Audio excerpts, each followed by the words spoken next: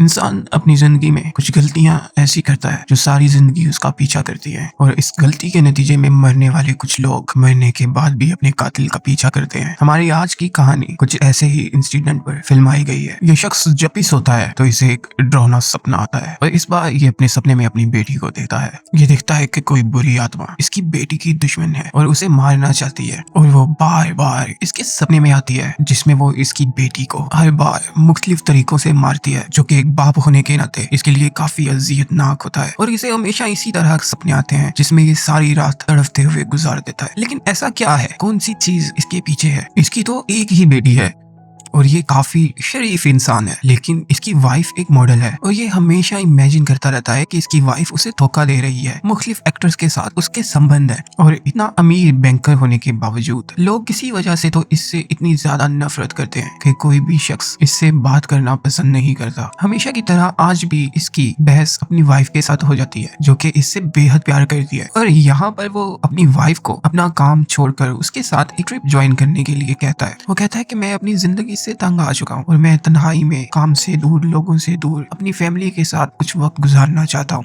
असल में कुछ है, कोई ऐसी बात, कोई ऐसी चीज जिसे उसने अपने परिवार से हमेशा छुपा कर रखा है। यहाँ पर हम देखते हैं कि वो दोनों हस्बैंड और वाइफ घर चले जाते हैं और तभी वाइफ को हस्बैंड की तरफ से एक मेल आती है जिसमें उसको धमकी के साथ एक हाउस को बुक करने का कहा जाता है कि तुमने जरूर इस हाउस को बुक करना है और हम वहाँ पर कुछ दिन छुट्टियां बिताने जाएंगे। और वाइफ सुसैना उस घर को बुक कर लेती है और नेक्स्ट डे ये लोग थियो, सुसैना और उनकी बेटी एला उस घर के लिए निकल पड़ते हैं जहाँ पर वो कुछ दिन अकेले स्पेंड करेंगे, पूरी दुनिया से दूर। और जब ये लोग वहाँ पर पहुंचते हैं तो देखते हैं कि वो घर असल पिक्चर की निस्बत काफी प्यारा, खूबसूरत और जगह काफी अच्छी होती है। और जब ये लोग उस घर का दरवाजा खोलकर अंदर जाते हैं तो इस वक्त तो ये महसूस करते हैं कि ये घर बाहर की निस्बत अंदर से बहुत बड़ा है, लेकिन खैर वो इस बात को इग्नोर कर देते हैं। लेकिन थियो इस बात को नोट करता है कि इस घर में से पिक्चर्स और हर किस्म की पर्सनल चीज हटा दी गई है और ये काफी शांत है, लेकिन यहाँ पर नेटवर्क भी नहीं आ रहा। जब काफी रात हो जाती है और ये लोग सोने लगते हैं तो थियो अपनी वाइफ के साथ बातें करता हुआ अचानक उसे कहता है कि मैं डाउनस्टेयर्स पूरे घर की लाइट्स ऑफ करने जा रहा हूँ। और फिर वो सीढ़ियों से नीचे जाता है जहाँ से काफी रोशनी आ रही होती है। वो जाकर वहाँ पर तमाम स्विच ऑफ कर देता है, लेकिन एक लैंप हमेशा जलता रहता है। इसके बाद यहाँ पर उसे एक और रूम से रोशनी आते हुए नजर आती है। वो वहाँ पर जाता है और उसे भी बंद कर देता है। इसके बाद वो देखता है कि उस रूम के अंदर एक और रूम है। वो उस रूम की तरफ जाता है जहाँ पर वो एक वियर्ड सी पिक्चर किसी शख्स की देखता है। खैर वो तमाम लाइट्स बंद करके जब वहां से वापस जाने लगता है तो तमाम लाइट्स फिर से ऑन हो जाती हैं। और जब वो अपनी वाइफ के पास उसके रूम में पहुंचता है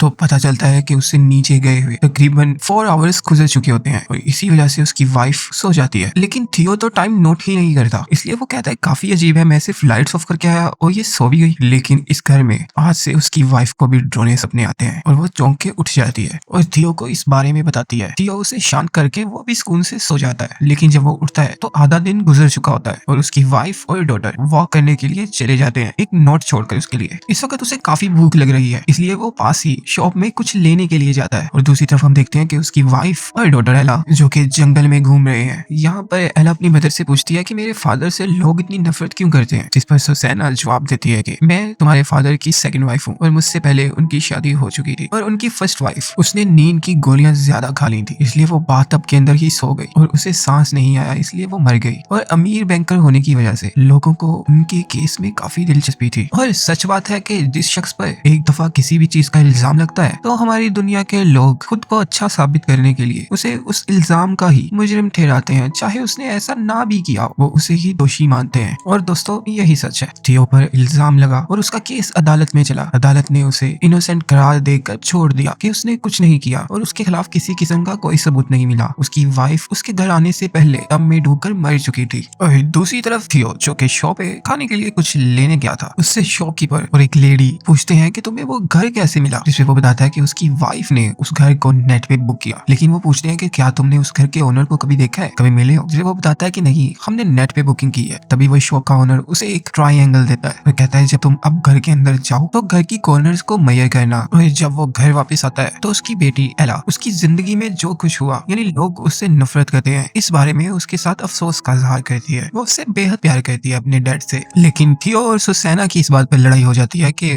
सुसैना ने ये सारी बात एला को क्यों बताई, जबकि उसने ऐसा करने से हमेशा मना किया है। और बहस करते हुए वो अब यहाँ से जाना चाहता है, लेकिन उन्हें पता चलता है कि उन दोनों में से किसी ने भी इस घर का लिंक एक दूसरे को सेंड नहीं किया था। लेकिन वो अपना सामान पैक करते हैं और वहाँ से जाने लगते हैं। लेकिन एक आखिरी बार वो यहाँ से जाने से पहले अपनी डायरी में कुछ लिखने लगता है, और तभी जब वो डायरी खोलता है तो उसमें पहले से लिखा होता है, तुम्हें यहाँ से चले जाना चाहिए। जिसे पढ़ के वो काफी हैरान होता है कि ये किसने लिख दिया। वो समझता है कि शायद सुसैना के किसी बॉयफ्रेंड ने ऐसा लिखा है और वो उस पर चीट कर रही है, इसलिए वो सुसैना को मैसेज करता है। और यहाँ पर उसे पता चलता है कि सुसैना के पास तो 2 मोबाइल हैं, जबकि एक उसने थियो से छुपा के रखा हुआ है, जिससे उसकी सेकंड वाइफ की हकीकत उसके सामने खुलकर वाजिया हो जाती है कि वो उसे चीट कर रही है।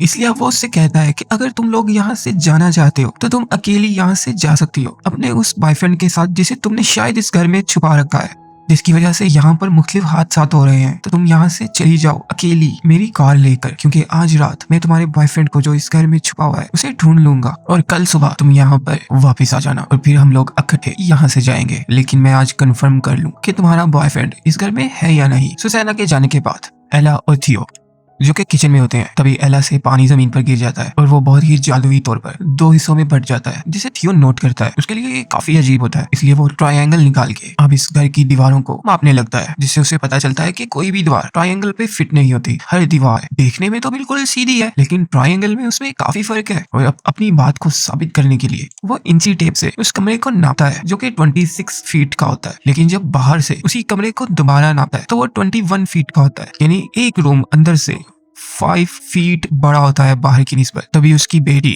जिसे ठंड लग रही है, वो अपनी जैकेट लेने के लिए घर के अंदर जाती है, लेकिन जब वो डोर खोल के बाहर निकलने लगती है तो वो बाहर की तरफ तो आती ही नहीं और बिल्कुल ही सीन से गायब हो जाती है। थियो, जो कि डोर के दूसरी तरफ खड़ा एला को बाहर आते हुए एक्सपेक्ट कर रहा होता है, वो थोड़ा सा घबरा जाता है और अब वो एला को पूरे घर में ढूंढने लगता है। एला उसे पूरे घर में कहीं नहीं मिलती, जबकि उसे मिलते हैं छुपे हुए दरवाजे, जिसमें जब वो एक दरवाजे को खोलता है उससे दूसरी तरफ जाता है तो वापसी पर वो उसी दरवाजे से किसी और रूम में आ जाता है। हर दरवाजा रैंडमली किसी एक रूम में खुलता है और वापसी पर वो उस रूम से ही बदल जाता है और किसी और रूम में खुलता है, और इस तरह उसे मिलते हैं कई सीक्रेट रूम्स, रूम के अंदर रूम्स। दूसरी तरफ हम देखते हैं कि एला भी थियो को ढूंढ रही है, लेकिन इस वक्त वो बेसमेंट में है, जहां पर काफी अंधेरा है। और कुछ दूर जाने के बाद एला को बाथटब में बैठी हुई एक लेडी मिलती है। एला उससे पूछती है कि आप कौन है, जिस पर वो कुछ नहीं बोलती। और तभी यहाँ पर इस घर के ऑनर मिस्टर स्टेटलर आ जाते हैं, जो कि एक शैतान है और उनको पहले भी कई दफा थियो अपने सपने में देख चुका है अपनी बेटी को मारते हुए। लेकिन इस बार स्टेटलर एला से कहते हैं कुछ पाप ऐसे होते हैं जो करते तो माँ बाप है, लेकिन उनकी सजा बच्चों को मिलती है।